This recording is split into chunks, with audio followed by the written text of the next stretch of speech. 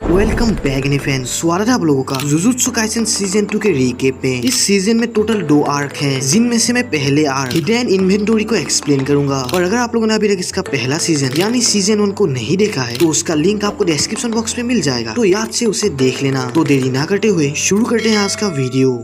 तो इस कहानी की शुरुआत होती है 2006 से, जहाँ पर हम गेतो सुगुरो को देखते हैं। गेतो एक कर्स स्पिरिट को एक बॉल में एब्जॉर्ब करके उस बॉल को निकल जाता है और ये उसकी कर्स टेक्निक होती है जिसका नाम होता है कर्स स्पिरिट मैनिपुलेशन, जिसमें वो किसी भी कर्स को एब्जॉर्ब करके उसे बाद में अपने हिसाब से कंट्रोल करता है। नेक्स्ट सीन में हम मे और आयोरी को देखते हैं और इन्हें एक नया मिशन दिया गया था जहाँ पर इन्हें एक पुरानी हवेली पर जाना है और उस हवेली की जाँच करना है। जैसे ही ये दोनों उस हवेली पर पहुँचते हैं तो ये दोनों उस हवेली पर फंस जाते हैं, क्योंकि ये हवेली एक भूल भुलैया जैसा था और बहुत कोशिश और काफी कैलकुलेशन करने के बाद ये दोनों बहुत ही मुश्किल से इस हवेली से निकल जाते हैं और ये पूरा हवेली टूट के बिखर जाता है। और इन दोनों को बचाने के लिए जुजुत्सु हाई के सेकेंड ईयर के स्टूडेंट गोजो, गेतो और सोको को भेजा गया था, जो कि काफी लेट थे। ये देखकर आयोरी बहुत गुस्सा होती है, लेकिन तभी उसके पीछे एक बहुत बड़ा कर्स स्पिरिट आ जाता है। लेकिन गेतो अपने कर्स टेक्निक को यूज करके एक बहुत बड़े कर्स स्पिरिट को समन करता है और उस हवेली वाले कर्स को एब्सॉर्ब कर लेता है और इनका ये मिशन यहीं पर खत्म हो जाता है। अगले दिन सेकेंड ईयर का टीचर रियागा गोजो और गेतो को एक नया मिशन देता है, जहाँ पर उन्हें मास्टर टेंजन के लिए एक नया वेसल लाना होगा। मास्टर टेंजन जिनकी कर्स टेक्निक है इमॉर्टैलिटी, और टेंजन ही पूरे जुजुत्सु हाई को कंट्रोल करता है, जिसके वजह से आज जुजुत्सु हाई सही सलामत खड़ा है। टेंजन इमॉर्टल तो है, लेकिन उनकी बॉडी समय के साथ बूढ़ी हो जाती है, इसलिए उन्हें हर 500 सालों में अपने बॉडी को एक वेसल के साथ मर्ज करके चेंज करना होता है। अगर वो ऐसा नहीं करते तो उनकी कर्स टेक्निक उन पर ही भारी पड़ जाएगी और वो इंसानियत के लिए एक बहुत बड़ा खतरा बन जाएंगे। और टेंजन का अगला वेसल, जिसे स्टार प्लाज्मा वेसल कहा जाता है, वो थी एक हाई स्कूल की लड़की जिसका नाम था रिको। और 2 दिन के बाद मर्जिंग इवेंट होगा और गोजो और गेतो को 2 दिन के अंदर रिको को जुजुत्सु हाई पर लेके आना है। लेकिन यहाँ पर एक प्रॉब्लम थी, 2 बड़े ग्रुप जो इस प्रोसेस के बिल्कुल खिलाफ थे। पहला ग्रुप है क्यू ग्रुप और दूसरा ग्रुप था टाइम वेसल एसोसिएशन, जो स्टार प्लाज्मा वेसल को मास्टर टेंजन के साथ मर्ज होना देना नहीं चाहते थे। और अब स्टार प्लाज्मा वेसल यानी रिको की लोकेशन लीक हो चुकी थी, तो गोजो और गेतो को रिको को बिल्कुल ही सेफली यहाँ पर लेके आना है। फिर गोजो और गेतो रिको के लोकेशन पर पहुंच जाते हैं। फिर गेतो रिको को लाने के लिए ऊपर चला जाता है और गोजो नीचे रहता है, लेकिन रिको के पास पहले ही क्यू ग्रुप पहुंच चुका था, जो रिको के ऊपर हमला कर देता है। लेकिन गेतो अपने कर्स टेक्निक से रिको को बचा लेता है और नीचे गोजो क्यू ग्रुप के सबसे पावरफुल मेंबर को पीट देता है और उसे हरा देता है, जिससे क्यू ग्रुप हमेशा के लिए बंद हो जाता है। दूसरी तरफ टाइम वेसल एसोसिएशन के एक बंदे को हायर किया था रिको को मारने के लिए, और इस बंदे का नाम है टोजी फुशिगोरो, जो कि मेगुमी फुशिगोरो का बाप है। और टोजी ने पहले से ही कुछ गुंडों को हायर करके रखा था ताकि वो गोजो के साथ लड़के उसे ठका दे, क्योंकि टोजी जानता था कि वो गोजो के साथ लड़ नहीं सकता। और अब गोजो और गेतो ने रिको की जान बचा ली थी। और तभी वहाँ पर रिको की केयर टेकर मिसातो भी आ जाती है। और तभी रिको को याद आता है कि उसे स्कूल के लिए देरी हो रहा है और वो स्कूल चली जाती है। गोजो ये देखकर गुस्सा था कि ऐसे वक्त में भी कोई कैसे स्कूल आ सकता है, लेकिन गेतो से समझाता है कि ये रिको की जिंदगी की आखिरी पल है जिसे वो जीना चाहती है, क्योंकि मर्जिंग के बाद रिको पूरी तरीके से मर चुकी होगी। और गेतो ने पहले ही 2 कर्स स्पिरिट को रिको के पीछे भेज दिया था, लेकिन उन 2 कर्स स्पिरिट को किसी ने मार दिया और ये समझ जाते हैं कि रिको की जान अब खतरे में है। और हमें पता चलता है टोजी ने रिको के ऊपर 2 दिन के लिए भारी अमाउंट का बाउंटी लगा दिया था, जिससे रिको के ऊपर ये सब मुसीबत आ रही है। फिर गेतो का मुकाबला एक बूढ़े कर्स यूजर से होता है, लेकिन गेतो उसे बड़ी ही आसानी से हरा देता है। और गोजो रिको को लेकर स्कूल से बहुत दूर चला जाता है, लेकिन रास्ते में उसका सामना एक मास्क मैन से होता है और ये मास्क मैन अपने 5 क्लोन बना देता है। लेकिन गोजो अपने कर्स टेक्निक को यूज करके इन सभी की बहुत गंदी पिटाई करता है। और फिर जैसे मास्क मैन गोजो के ऊपर पंच का हमला करता है, वो गोजो के सामने धीमा हो जाता है। फिर गोजो अपने कर्स टेक्निक को रिवील करता है कि उसके पास एक इन्फिनिटी शील्ड है, जो उसके पास है हर चीज को बहुत धीमी कर देता है और आखिर में वो उसके पास पहुंचता ही नहीं। फिर मास्क मैन यहाँ से भागने की कोशिश करता है, लेकिन गोजो अपनी कर्स टेक्निक को यूज करके उस मास्क मैन को एक झटके में पकड़ लेता है और अपने रिवर्सल कर्स टेक्निक रेड को यूज करता है, लेकिन वो इसमें फेल हो जाता है, क्योंकि वो अभी तक रिवर्सल कर्स टेक्निक में मास्टर नहीं हुआ और वो एक पंच में उस मास्क मैन को ढेर कर देता है। लेकिन तभी रिको के फोन में एक मैसेज आता है कि मिसातो को किसी ने किडनैप कर लिया है, लेकिन ये दोनों उन्हें भी पीट कर मिसातो को बचा लेता है। फिर ये तीनों बीच पर जाते हैं और वहाँ पर बहुत मस्ती करते हैं। फिर गेतो गोजो के पास आता है और गोजो से कहता है कि गोजो ने लगातार अपने कर्स टेक्निक को एक्टिव रखा है, इसलिए वो काफी कमजोर और थक गया है। गेतो सलाह देता है कि गोजो अपने कर्स टेक्निक को थोड़ी देर के लिए बंद कर दे, लेकिन गोजो गेतो से बोलता है कि वो इसकी चिंता ना करे, गोजो अभी तक ठीक है। और अब पूरे 2 दिन बीत चुके थे और अब ये सभी जुजुत्सु हाई के बैरियर के अंदर थे, जिससे ये सभी अब सेफ थे, जिससे गोजो अपने कर्स टेक्निक को डीएक्टिवेट कर देता है और और तभी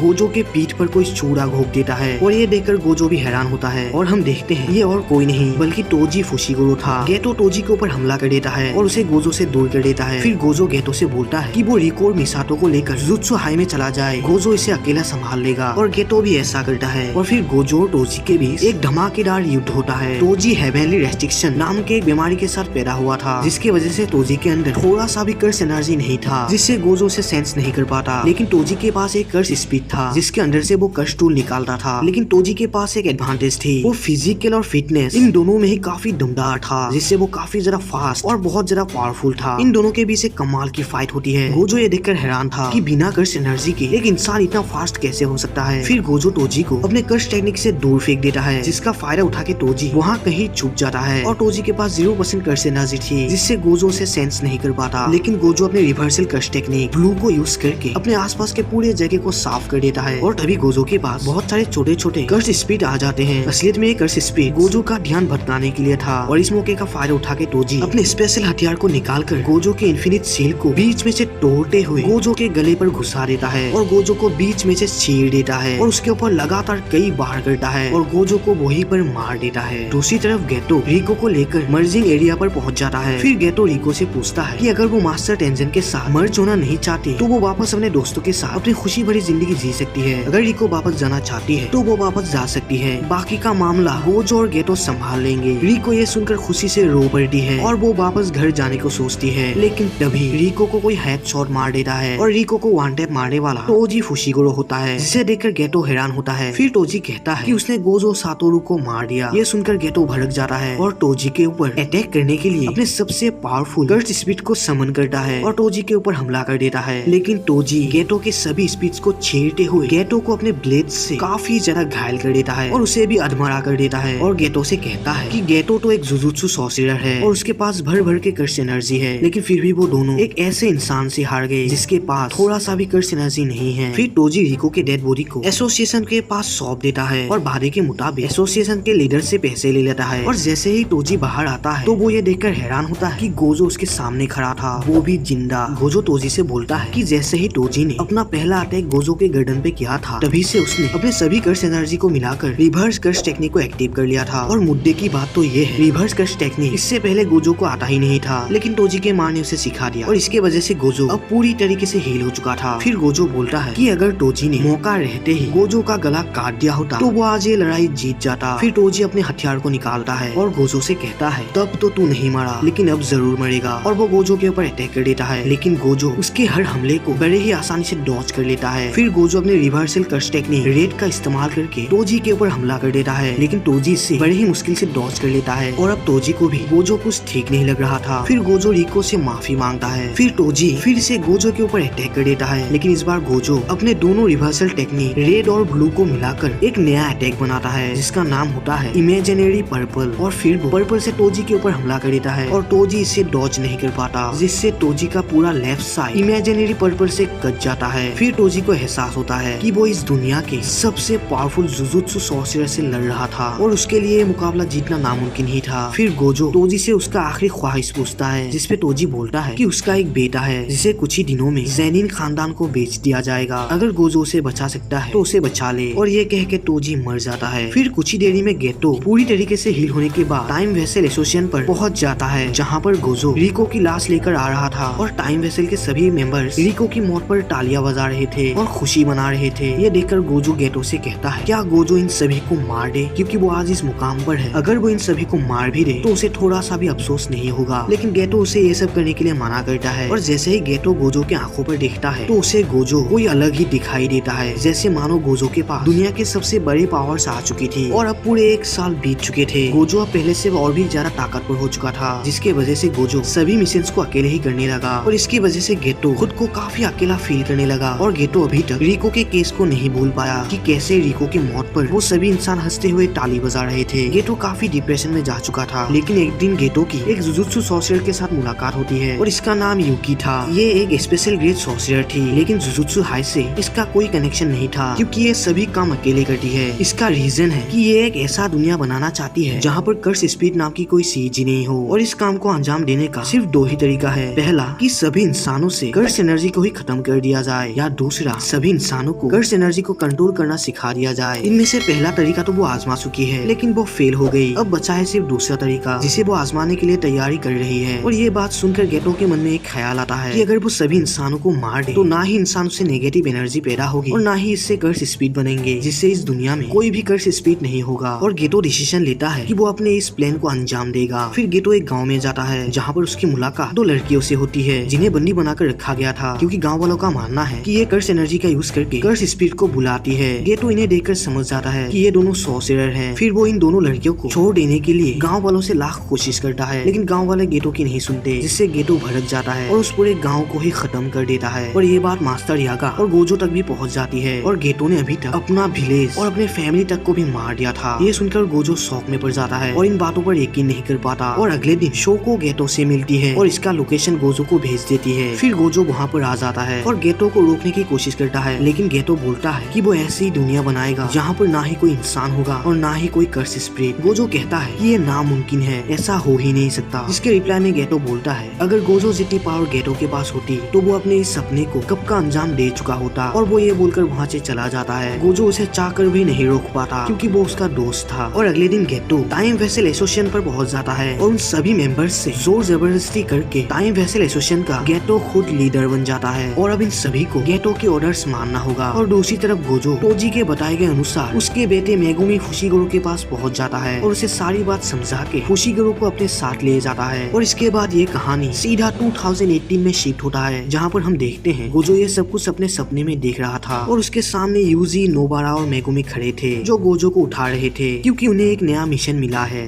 तो जुजुत्सु काइसेन सीजन 2 के हिडन इन्वेंटरी आर्क यहीं पर खत्म होता है। अगर आप लोगों को ये वीडियो पसंद आया तो लाइक करना, शेयर करना, सब्सक्राइब करना। मिलते हैं सीजन 2 के दूसरी आर्क यानी शिबुया आर्क में। तो तब तक के लिए बाय।